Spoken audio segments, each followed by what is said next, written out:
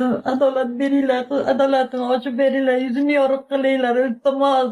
Bir qancha nomi chiqqan kanallarning kasofatiga, Nozimaga bo'lgan ishonch ko'plab insonlarda shubhaga aylanib qoldi. Assalomu alaykum. Men Nozimani onasi bo'laman, tushuninglar insonlar.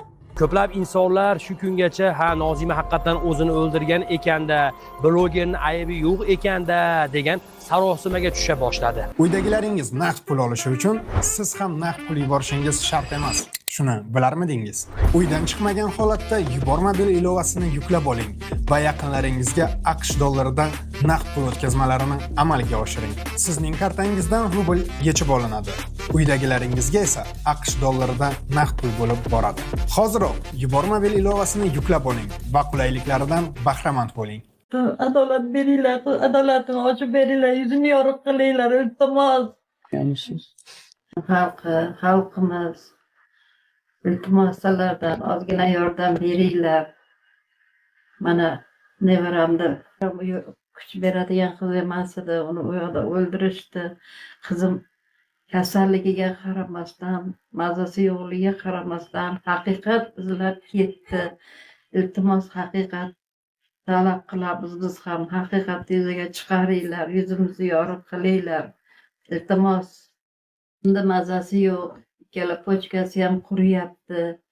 Shu ahvolda ham haqiqat izlab Koreyaga ketdi, Koreyada yuribdi begona yurtlarda. Iltimos sizlardan haqiqat chiqaringlar, haqiqatni. Yuzimizni yorug' qilib sizlardan yordam beringlar. Yordamlaringni ayamanglar. Qizim harakat qildi, qilyapmiz, qo'limizdan kelgancha bor budimizni ishlatdik. Mana advokat olishda o'zi bo'lmas ekan, advokatlar qimmat ekan. Iltimos, shu qizimga yordam beringlar, iltimos sizlardan. Rahmat sizlarga, yordamlaringni ayamanglar, iltimos sizlardan. Qizimda mazasi yo'q, yordam beringlar. Bor budimizdan ajradik. Qarindoshlarim, qo'ni-qo'shnilarim qarab turgan yo'q, yordamlarni ayashmadi. Shunda ham iltimos sizlardan. Qizimni ham, nevaramni ham yuzini yorug' qilinglar, iltimos, yordamlaringni ayamanglar, qo'llaringdan kelgancha.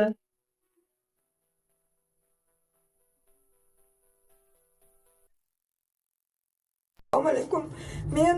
Men Nozimani onasi bo'laman, tushuninglar insonlar. Men bekorga Koreyada yurganim yo'q bu yerda. Shu ko'zimga adolat deb keldim. Yana qancha bunga bo'xtonlar, tuhmatlar qilmoqchi insonlar. Internetda chiqarayotgan narsani hammasi yolg'on. Mana meni qo'limda med ekspertiza turibdi. Sud ekspertiza yo'q menda.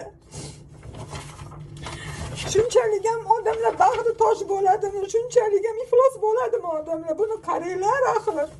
Bunda yozilishicha noaniq deyapti menga. Faqat noaniq deyilyapti. Hali hech narsa qo'limga berilgani yo'q. Advokatlar ham jahli chiqyapti bu narsalardan. Birinchi bo'lib ona bo'lib turib menga beriladi. Tushuninglar, faqat menga beriladi bu narsa. Men onasiman. Men begona inson emasman bolam uchun. Onasiman men. Menga advokatlar orqali taqdim qilinadi bu narsa. Undan keyin men hammaga ko'rsatib beraman buni. Majbur qilmanglar meni, iltimos sizlardan.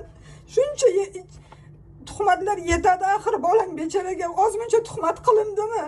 Qo'limdagi narsada aniq beryapti-ku.